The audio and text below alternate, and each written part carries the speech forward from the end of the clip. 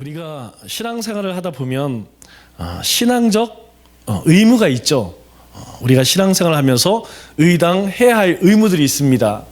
하나님의 백성으로서 해야 할 일들이 있고, 또 직분자로서, 또 사역을 맡은 자로서 의당해야 할 일들이 있습니다. 그런데 이 신앙적 의무는 어느 때는 굉장히 뜨거운 마음으로 열정적으로 행할 때가 있는가 하면, 또 어느 때는 마지못해 할 때가 있어요.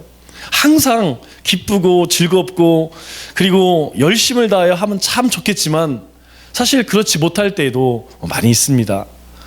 우리가 신앙생활 가운데서 주의해야 할 때가 바로 그거예요. 무엇을 주의해야 하냐면, 열심히 했다, 그렇지 못했다, 뜨겁다, 뜨겁지 못했다, 이게 중요한 것이 아닙니다. 그런 상황이 될 때에 우리 가운데에 어떤 일들이 벌어지냐면, 우리가 해야 할 것과 하지 말아야 할 것에 대한 기준이 흔들린다는 거예요. 쉽게 이야기해서, 이전에 다른 사람들을 향하여서 그것은 반드시 해야 합니다, 이것은 우리 가운데 반드시 이루어져야 하는 일입니다 라고 했던 것이 내가 하지 못했을 때에는 기준이 바뀌어서 그럴 수도 있지, 이렇게 바뀌어진다는 것이죠. 즉, 우리의 신앙이 하나님의 말씀이 기준이 되어서, 기둥이 되어서 살아가야 되는데, 자칫 나에게 주어진 신앙적 의무들, 그것을 내가 열심히 하지 못함으로 인하여서 기준이 바뀌어질 수 있다는 것이죠. 왜 그래요? 사람은 연약합니다. 내가 잘할 때에는 다른 사람들이 못하는 것들이 보여지고요, 내가 못할 때에는 다른 사람들이 잘하는 것들이 그렇게 유쾌하게 안 느껴져요. 하나님을 경외하는 일에도 마찬가지입니다. 우리가 하나님을 경외한다, 하나님을 경배한다, 찬양한다, 예배한다, 이 말 속에 가장 중요한 것이 무엇이냐면 우리의 마음 가운데 하나님을 경배하고자 하는 그 마음이 있느냐, 이것이 가장 중요하죠. 우리가 하나님을 경배한다 라고 하는 말에는 두 가지 아주 중요한 의미가 있습니다. 하나는 하나님을 경외하는 것이죠. 또 하나는 하나님 앞에, 하나님 말씀에 순종한다는 거예요. 이 두 가지를 합해서 우리는 하나님을 경배합니다, 예배합니다 라고 이야기를 해요. 우리가 하나님을 예배합니다, 찬양합니다, 경배합니다, 이 말은 우리가 정말 마음을 다해서 하나님을 공경합니다 뿐만 아니라, 하나님이 우리에게 말씀하신 것, 그것을 제가 기쁨으로 행하겠습니다, 이것을 섬긴다라고 이야기를 하죠. 우리가 누구를 섬긴다 이런 말 쓰죠.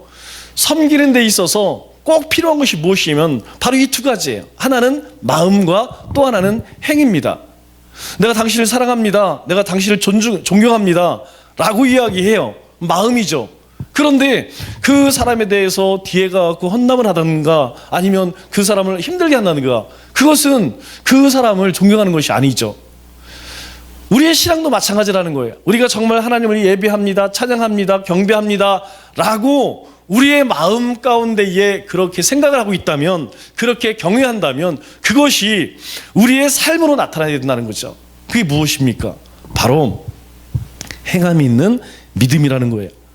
그래서 우리가 하나님을 경배할 때, 예배할 때 꼭 기억해야 할 두 가지가 있는데, 무엇이냐면 경배의 대상은 누구인가, 그리고 경배의 내용은 무엇인가, 우리가 늘 이것을 생각할 필요가 있어요. 하나님 제가 사랑합니다, 하나님을 사랑합니다, 대상 명확하죠? 그러면 어떻게 사랑할 거냐는 거죠. 내용이 있어야 되죠. 하나님을 사랑하는 것이 무엇이죠? 곧 내 이웃을 사랑하는 것이라는 거예요. 교회를 사랑하는 거라는 거예요. 말씀을 사랑하고 순종하는 거라는 거예요.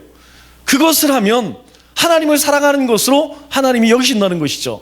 그래서 우리가 하나님을 사랑합니다, 이 말 속에는 늘 하나님을 향한 마음과 행위가 함께 가는 것이라는 것이죠. 그래서 우리가 작년에도 사도신경 주기도문에 대해서 공부를 했죠. 시작이 어떻게 합니까? 대상이 명확하죠. 하늘에 계신 우리 아버지여. 그분은 누구냐? 바로 온 헤븐, 하나님 만드신 모든 피조물 가운데에 계시다는 거예요. 또 우리 사도신경의 시작이 어떻게 합니까? 전능하사 천지를 만드신 하나님 아버지를 내가 믿사오며, 내가 믿는 하나님 누구냐? 세상을 만드신 창조주 하나님이라는 거예요. 그래서 주님이 가르쳐 주신 기도나 또 사도들이 고백했던 신앙의 내용에는 이 두 가지 명확합니다.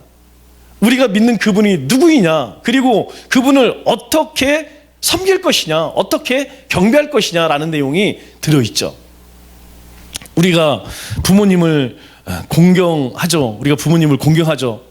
우리가 내 부모를 공경해라 그래서 공경하는 것이 아니고 부모님이기 때문에 공경을 해요. 그래서 우리가 오랜만에 만나거나 또 명절이 되면 부모님께 절을 하죠. 우리가 이 절을 하는 것, 이것과 하나님을 경외하는 것은 조금 다릅니다. 우리가 부모님께 명절 때에 절하는 것이 절하는 이유가 무엇입니까?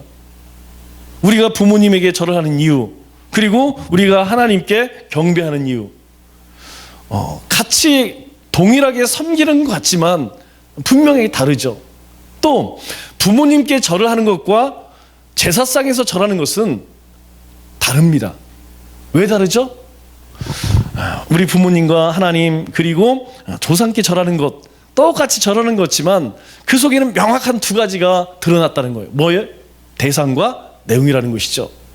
우리 부모님께 절하는 것을 우상숭배라고 이야기하지 않습니다. 그러나 제사상에 절하는 것은 우상을 섬기는 것이라고 이야기해요. 왜? 대상과 내용이 명확하기 때문에. 오늘 본문 말씀은 이제 이스라엘 백성들이 다 땅을 나눠 가지고 요단 동편으로 갈 자들은 가고 또 이 가나안 땅에 정착할 자들은 각 지파별로 정착하게 됩니다. 그리고 모세가 마지막으로 이스라엘 백성들에게 남기는 유언의 말씀이라고 이야기했죠. 이 여호수아가 마지막 이스라엘 백성들에게 당부하는 것이 무엇이냐? 14절 말씀을 보니까 이렇게 말씀을 하죠. 이제는 여호와를 경외하며,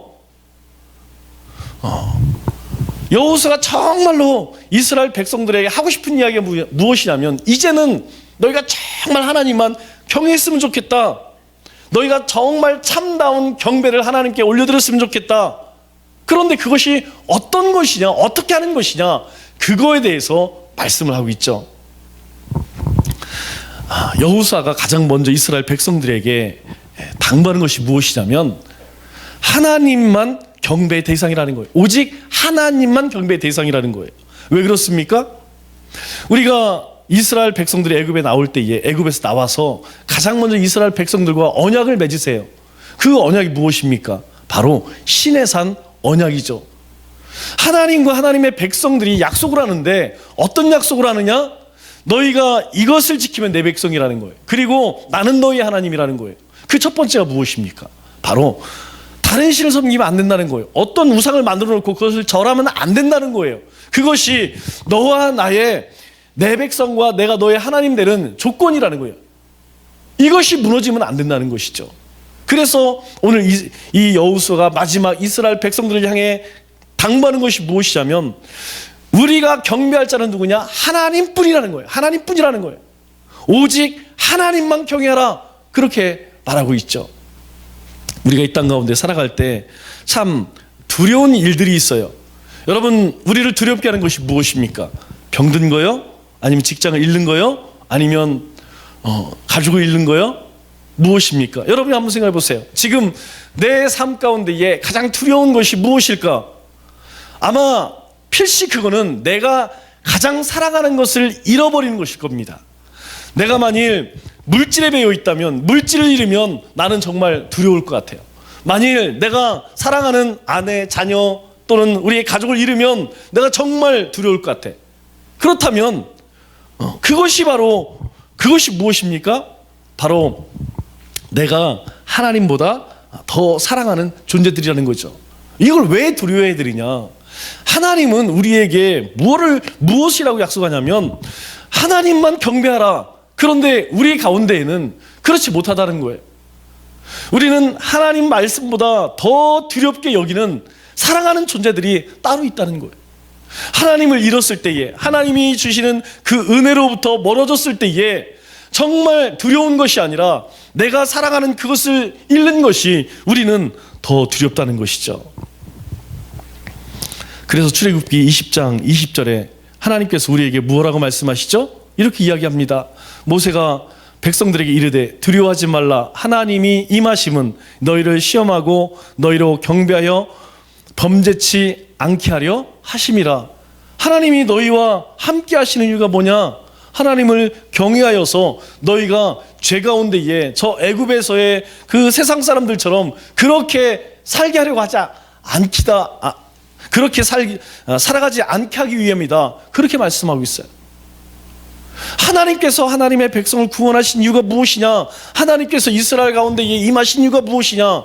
그들이 이전처럼 그렇게 우상을 섬기는 그런 존재가 아니라 이제는 하나님만 경외하는, 그래서 죄짓지 않는 그런 존재로, 거룩한 존재로 만드시기 위함이라는 거예요.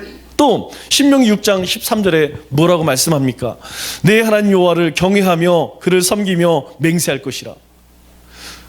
여러분, 여기서 맹세라는 말 우리 지난 시간에 공부를 했죠. 맹세라는 뜻이 뭐예요? 밧줄로 내 몸을 7번 감는다는 뜻이에요. 이 어원이 그렇대요. 맹세, 그래서 함부로 맹세하지 말라고 이야기하죠. 그런데 여기서는 맹세하래요. 무엇으로 맹세하라고요? 하나님의 이름으로 맹세하래요. 하나님의 말씀으로 맹세하래요. 하나님께서 우리에게 약속한 그것으로 내 몸을 칭칭칭 감으라는 거예요. 왜요? 우리를 두렵게 하는 것, 그거로부터 두려움을 느끼지 않게 하기 위해서 하나님의 이름으로 맹세하래요. 그를 섬기고 경외하라, 그렇게 말씀을 합니다. 그러면 그 하나님을 어떻게 경외해야 할까요? 어떻게 경배해야 할까요? 우리 14절 말씀을 보니까 이렇게 이야기합니다. 온전함과 진실함으로 그를 섬기라. 내가 하나님을 경외하는데 어떻게 섬길 것이냐? 온전함과 진실함으로 섬길 것이다, 그렇게 이야기해요. 이 온전이란 말은 사전적 의미가 이렇습니다. 본 바탕 그대로. 본 바탕 그대로. 성경적 의미는 무엇입니까? 거짓이 없이 참된 거예요. 하나님께서 본바탕 그대로 우리를 만드셨을 때에 에덴 동산의 아담과 하는요, 하나님과 함께 거닐 만큼 그렇게 친밀한 관계였어요. 그러나 죄가 들어옴으로 인하여서 하나님과 함께 할 수 없는 존재가 되었죠. 여기서 온전함이라는 것은 무엇이냐면 바로 그걸 얘기하는 거예요. 내가 하나님과 함께 동행하는, 내가 내 가운데에 거짓이 없이 정말 참난 그 모습, 진실은 우리가 잘 아는 말씀이죠. 이 진실에는 두 가지 의미가 있습니다. 하나는 신뢰한다라는 말과 또 하나는 영원하다라는 말을 가지고 있어요. 즉, 이 땅 가운데 영원한 것이 무엇이냐? 바로 진리라는 거예요. 너희의 진실함이 너희를 신뢰케 할 것이고, 그리고 너희를 영원케 할 것이라는 거예요. 그런데 우리 가운데 그렇게 살 수 있나요? 우리는 그렇게 할 수 없다는 것이죠. 그런데 그런 분이 계세요. 누구냐면 하나님이시라는 것이죠. 그 하나님이 우리 가운데 함께 하시면 우리도 하나님처럼 신뢰받는 사람으로 우리도 영원함 가운데 산다는 것이죠. 하나님을 어떤 방식으로 섬기고 어떻게 경외하느냐? 바로 하나님의 형상대로, 하나님의 말씀으로, 그렇게 하나님을 닮아가는 모습으로 내가 마음을 다하고 그리고 뜻을 다하여 하나님을 섬겨라, 그렇게 말씀하고 있죠. 또 한 가지 이야기합니다. 또 한 가지 무엇을 이야기하면 이렇게 이야기하죠. 너희의 조상들이 강 저쪽과 애굽에서 섬기던 신들을 치워버리고 여호와만 섬기라. 여러분 보세요. 너희 조상들 누구죠? 너희 아버지 때죠. 아버지 때. 그 너희의 조상들이 강 저쪽과 애굽에서 섬기던 신들을 치워버리라. 너희 가운데 그런 일이 있었다는 거예요. 너희 조상 아버지 할아버지 때에 그들이 애굽에서 섬기던, 또는 강 저쪽이 어디죠? 모압 땅이죠. 모압 암몬 이곳 섬기던 그 우상 숭배하던 그것을 치워버리라, 그렇게 이야기합니다. 그들이 왜 이 이방 신들을 섬겼을까요? 이방 신의 특징이 있습니다. 이방 신의 특징이 무엇이죠? 이방 신의 특징, 오늘 새벽에도 잠깐 이야기했는데 기복. 복을 주는 거예요. 그래서 뭐 불교든 우리 남녀 호랭교든 세상에 있는 모든 종교들은 하나같이 내가 섬기는 신이 나에게 복을 줘야 돼요. 나에게 복을 주지 않으면 그건 신이 아닙니다. 그래서 우리가 신앙생활할 때에 아주 조심해야 할 것이 무엇이냐면 꽝 잡는 것이 매다라는 말이에요. 우리가 신앙생활 가운데에 자칫 하나님을 잘못 인식하게 되면, 하나님을 잘 모르면, 하나님의 속성을, 하나님이 어떤 분인지 잘 모르면 우리의 신앙이 마치 꽝 잡는 게 매처럼 하나님을 섬길 수 있다는 거예요. 이거 조심해야 된다는 거예요. 왜 그렇습니까? 그것은요, 바로 애굽 저쪽에 섬기던 이방 신들의 특징입니다. 이 시대도 마찬가지. 그래서 여호수아는 이제 이스라엘 백성들을 향하여서 어떻게 이야기합니까? 신앙의 결단을 촉구하죠. 15절 말씀 보니까 이렇게 이야기합니다. 택하라. 너희가 섬길 자를 오늘 택하라. 나와 내 집은 여호와를 섬기겠노라. 이제 명확하다. 하나님께서 이제까지 우리 가운데 이렇게 인도하셨는데, 여기까지 함께 하셨는데, 나는, 그리고 내 집은 하나님만 섬기겠다. 너희들은 어떻게 할 거야? 너희도 누구를 섬길 것인지 선택하라. 그렇게 이야기를 하죠. 우리가 문제가 생길 때마다 어떻습니까? 우리는 하나님의 방식으로 해결할 때도 있고, 우리가 어떤 문제가 생겼을 때 세상의 방법으로 해결할 때도 있어요. 우리가 문제가 없을 때에는 어떻습니까? 평안한 삶 때문에 하나님께서 우리 가운데에 함께 하시는 것을 점점점 잃어버립니다. 여러분, 어려울 때에는 하나님 떠나는 사람 저도 별로 못 봤어요. 성경을 봐도 어려울 때에 하나님을 떠나는 사람들이 많이, 물론 강팍해졌을 때에는 들려주지 않겠죠. 그러나 하나님의 은혜 가운데 사는 사람들은 대부분 어려움이 찾아오면 하나님 앞에 더 가까이 가게 돼 있습니다. 그런데 평안이 찾아오면 어떨까요? 우리 가운데 평안이 찾아오면 평안하기 때문에 더 하나님을 전심을 다해 섬길 것 같지만 실제로는 그렇지 못하다는 거예요. 그래서 오늘 이 여호수아는 이스라엘 백성들에게 이야기하는 거예요. 왜 이 이야기를 합니까? 지금 전쟁이 끝났어요. 가나안 거민들과의 긴 싸움이 끝나고 이제 하나님이 주신 축복을 누리기 시작합니다. 이때에 가장 걱정되는 것이 무엇이죠? 한참 전쟁을 하고 한참 하나님 말씀을 쫓아서 싸움을 할 때에는 전적으로 하나님을 의지할 수밖에 없어요. 왜? 하나님을 의지하지 않으면, 하나님 말씀에 순종하지 않으면 죽임을 당하기 때문에. 나만 죽습니까? 우리의 가족, 우리의 모든 동족이 다 죽을 수 있어요. 그런데 이제 그런 위협이 사라졌습니다. 내 삶에, 우리의 삶에 위협이 평안이 찾아와요.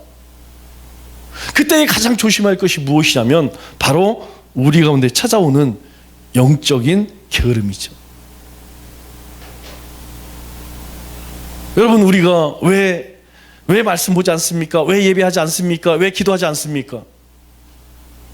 물론 상황과 여건은 다 다르지만 이유는 하나예요. 여러분, 정말 우리 가운데에 간절함이 있다면, 우리 가운데에 정말 갈급함이 있다면 우리는 하나님을 떠날 수 없다는 것이죠. 그래서 여호수아가 이제 평안을 누리는 이스라엘 백성들을 향하여서 너희가 택하라. 여호수아의 신앙이 무엇입니까? 오직 나와 내 집은 여호와를 섬기겠노라. 여러분, 이 말은 누구나 다 할 수 있어요. 그러나 이 고백을 온 이스라엘 백성들 앞에서 하는 것은 아주 중요합니다. 왜 그런지 아세요? 우리가 하나님 앞에서 제가 하나님을 사랑합니다, 전적으로 하나님께 순종하겠습니다, 그리고 나와 우리의 가정은 오직 하나님만 섬기겠습니다, 우리는 철저하게 예배를 드릴 것이고 철저하게 순종하는 삶을 살겠습니다, 그것은요 다 합니다. 그렇게 고백 안 하는 사람이 없어요. 그러나 사람들 앞에 나아가서 고백하는 사람들은 많지 않다는 거예요. 우리가 1907년에 평양 대부 운동의 시작이 뭔지 아세요? 당시에 길선주 목사님이 가장 먼저 자기의 죄를 고백했어요. 그 장로님이요 재정을 봤어요. 그런데 재정을 보다 보니까 지금처럼 은행이 있는 게 아니잖아요. 재정을 보다 보니까 이제 개수를 하고 나면 장로님이 그걸 이제 다 관리를 하는 거예요. 그런데 주머니에 갖고 다니다 보면 급한 일일 때 써요, 안 써요? 쓰죠. 쓰다 보니까 처음에는 쓰고 나면 아우 이거 하나님께 드려야지, 예부니까 빨리 메꿔 넣어야지 했겠죠. 그런데요 시간이 지나다 보니까 아무도 몰라. 한 번 그냥 넘어가고요, 또 한 번 그만 넘어가고요. 넘어가요. 그렇게 해도 아무 표도 안 나고 아무도 몰라. 그런데 그때 집회가 있을 때에 여러분 하나님 앞에 회개할 것이 있으면 지금 회개하십시오. 여러분 회개하라고 하면 옆 사람 들을까 봐 우리 조용히 나만 알게 하잖아요. 그런데 이 장모님이 딱 일어나셔서 고백하는 거예요. 제가 이런 범죄를 하나님 앞에 저질렀습니다. 수백 명이 모인 자리에서 자신의 허물을 드러내는 거예요. 장모님이 그렇게 드러내니까 옆에 있는 집사님, 다른 모든 사람들이 다 연쇄적으로 일어나는 거예요. 저는 이런 죄를 졌습니다. 저는 이런 죄를 졌습니다. 그것이 도화선이 되어서 평안 가운데에 전국으로 복음이 퍼져나갔죠. 이것이요, 세계 우리 이후에 우리가 교회사를 배우고 초대교회사, 중세교회사, 또 한국 교회사를 공부하겠지만 영국의 웨슬리 대부흥운동이 여러분 그거에 버금가는 부흥운동으로 기록되어 있습니다. 엄청난 일이 일어났어요. 이것이 계기가 되어서 또 원산에서 대부흥운동이 일어납니다. 그것이 이제 기초가 되어 뿌리가 되어서 복음이 전국으로 그렇게 퍼지게 되는 도화선이 되게 됐죠. 중요한 것은 무엇이냐면 혼자는 고백할 수 있어요. 하나님 사랑합니다. 저 이렇게 하나님 앞에 범죄했어요. 다 합니다. 그러나 사람들 앞에서 그렇게 외칠 수 있는 것은 쉽지가 않다는 거예요. 왜 쉽지가 않을까요? 첫째는요, 자신이 없어요. 제가 이렇게 하겠습니다 해놓고 만일 그런데 마음 한편은 어떻게 해요? 이거 잘할 수 있을까? 괜히 한다고 해놨다가 못하면 어떡해? 어떡하지? 그런 마음이 생긴다니까요. 또 하나, 잘못했다가 나중에 부끄러운 일 당하면 어떻게 해? 그래서 잘 이야기를 하지 않아요. 잘 나서지 않아요. 제가 이렇게 한번 해보겠습니다. 여러분 어떠세요? 그런데요, 이 고백이 아주 중요하다는 거예요. 이 결단이 아주 중요하다는 것입니다. 나와 내 집은 오직 하나님만 섬기겠습니다 라고 고백하고 만일 자신이 또는 그 후손이 만일 악한 일을 행하거나 우상을 섬긴다고 하면 다른 모든 사람들이 뭐라고 이야기하겠습니까? 야, 너희 아버지가, 너희 할아버지가, 너희 증조할아버지가 그렇게 백성들 앞에서 고백했는데 너희들은 왜 그러냐? 그 소리 안 들리겠어요? 때로는요, 우리 가운데 이런 결단이 필요하다는 거예요. 모든 사람 앞에서 그렇게 공공연하게 우리가 선포할 만큼 우리 가운데에 결단이 필요하다는 거예요. 그랬더니 어떤 일이 일어납니까? 16절 말씀 볼까요? 여호수아가 그런 신앙적 결단을 내리니까 백성들이 대답하여 이르되, 이제 여호수아가 그런 결단을 이야기하니까 이스라엘 백성들이 거기에 화답합니다. 뭐라고 화답하죠? 우리가 결단코 여호와를 버리고 다른 신들을 섬기지 아니하리니. 뭔 말이에요? 당신이 하나님만 섬긴다고 하셨듯이 우리도 그렇게 하겠습니다. 우리도 결단코 하나님을 버리지 않겠습니다. 그리고 다른 우상들을 절대로 섬기지 않겠습니다. 그렇게 결심하는 거예요. 여러분 실제로 어떻게 되었나요? 여러분 실제로 이 가나안에 들어갔던 이들은요, 하나님을 잘 섬깁니다. 문제는요, 그것이 그 다음으로 이어지지 않았다는 거예요. 우리가 하나님만 경배하겠습니다. 그런데 그들에게 뭐가 찾아와요? 평안이 찾아와요. 하나님의 약속한 것이 있기 때문에 그들은 하나님께 등을 돌리지 않지만 그들은 현실 가운데 안주해버리고 말아요. 그래서 그 후손들이, 그 자녀들이 하나님과 하나님이 행하신 일을 기억지 못한다는 거예요. 그러면 이들이 왜 우리가 결단코 하나님을 버리고 다른 신들을 절대로 섬기지 않겠습니다, 이렇게 고백했을까요? 그 이유가 있겠죠. 자, 17절 18절 볼게요. 17절 말씀을 보면 이렇게 시작하죠. 이는이 뭐예요? 우리가 정말 하나님을 버리고 다른 신을 섬기지 않겠습니다 라고 한 근거에 대해 이야기하는 거예요.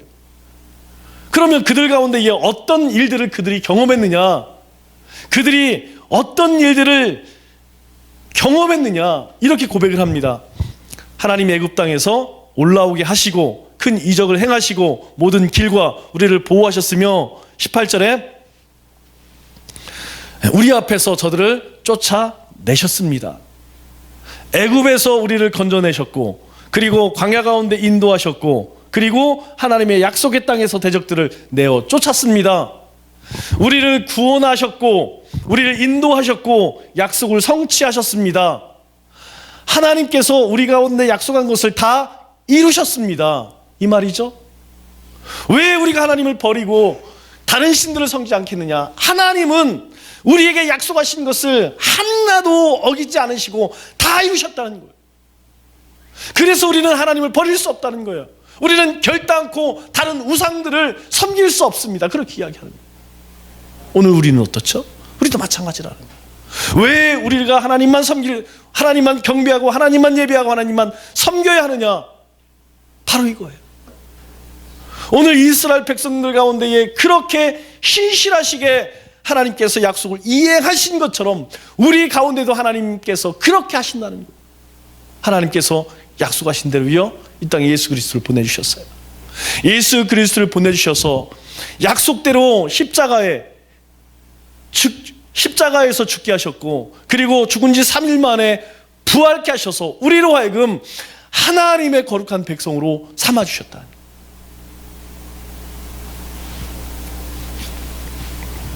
그래서 이 신앙 경험이 중요합니다.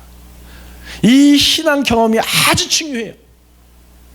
크고 작은 하나님께서 내 삶 가운데 역사하신, 내 삶을 이끄시고 지키시고 보호하셨던 그 신앙 경험이 우리의 삶에 능력이 된다는 거예요. 왜 그렇습니까?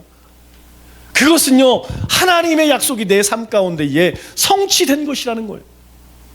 하나님께서 우리에게 수많은 약속들을 해요. 우리가 각 상황 가운데에, 병들었을 때에, 아니면 고난을 당했을 때에, 아니면 핍박을 당할 때에, 아니면 모함을 당할 때에, 시기 질투를 받을 때에, 마음 가운데 근심 걱정이 있을 때에 하나님께서 우리에게 수많은 약속들을 하셨어요. 그런데 하나님께서요, 우리의 삶 그것을 이루셨다는 거예요. 그래서 하나님의 말씀을 붙들고 살아야 한다는 거예요.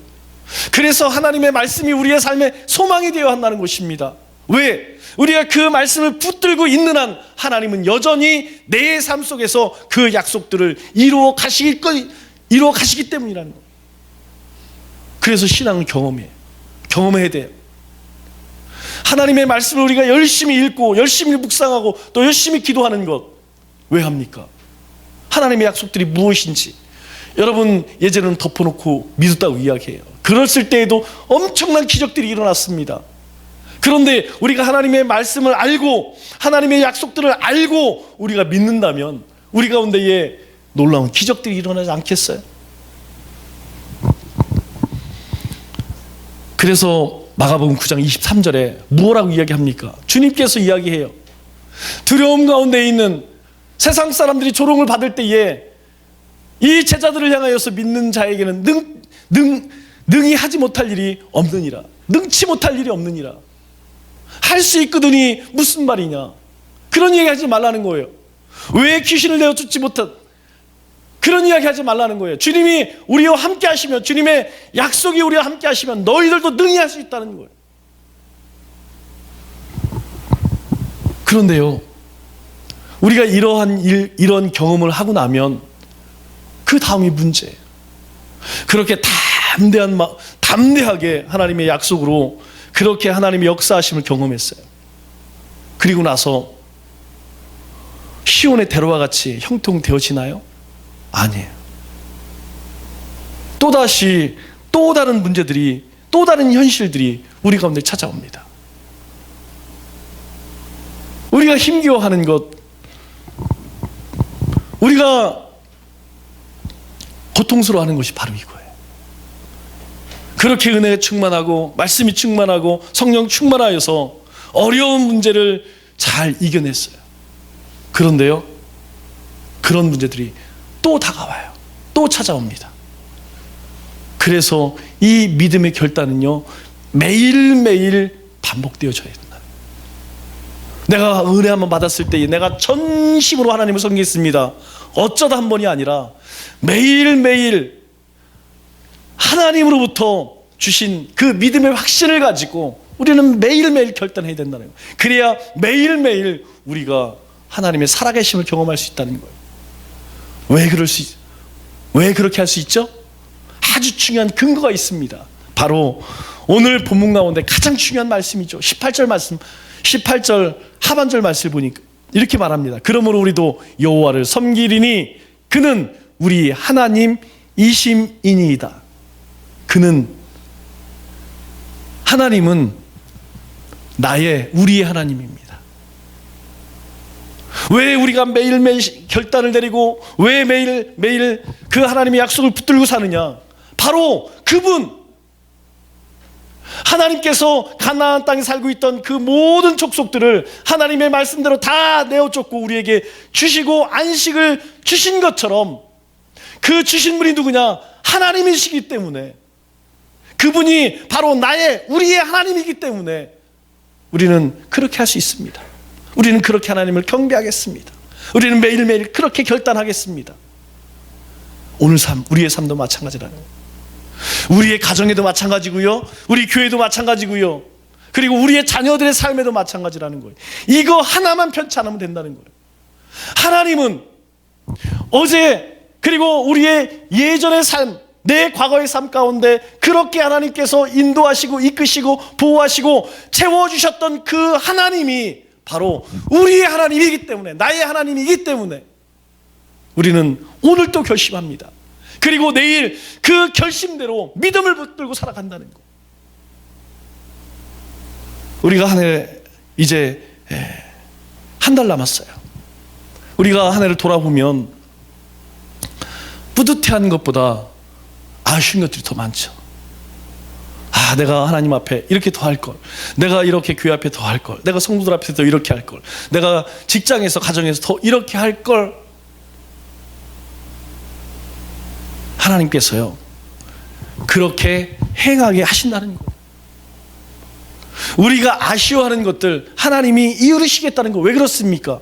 바로 이 이스라엘 가운데에 그렇게 신실하시게 이루셨던, 성취하셨던 그 하나님이 바로 우리의 하나님이기 때문에, 우리 가운데 이 고백만 분명하면 하나님은 오늘도 우리 가운데 역사하신다는 거예요. 우리 교회 가운데 역사하신다는 거예요. 말씀을 맺도록 하겠습니다. 여러분, 우리가 꼭 기억할 것이 무엇입니까? 우리의 삶 가운데 베푸신 하나님의 은혜예요. 하나님의 은혜를 기억할 때 우리는 하나님을 경배할 수 있습니다. 그리고 하나님의 말씀에 순종할 수 있어요. 그리고 하나님의 놀라운 역사하심을 경험할 수 있다는 거예요. 남은 3일 우리를 여기까지 인도하신 그 하나님을 바라보고 그 약속을 붙들 때에 하나님께서는 우리와 동행하시고 우리를 통하여서 하나님의 뜻을 이루실 것입니다. 그 하나님과 함께 남은 3일도 승리하는 우리 믿음의 권속들 다 되시기를 주님의 이름으로 축원합니다.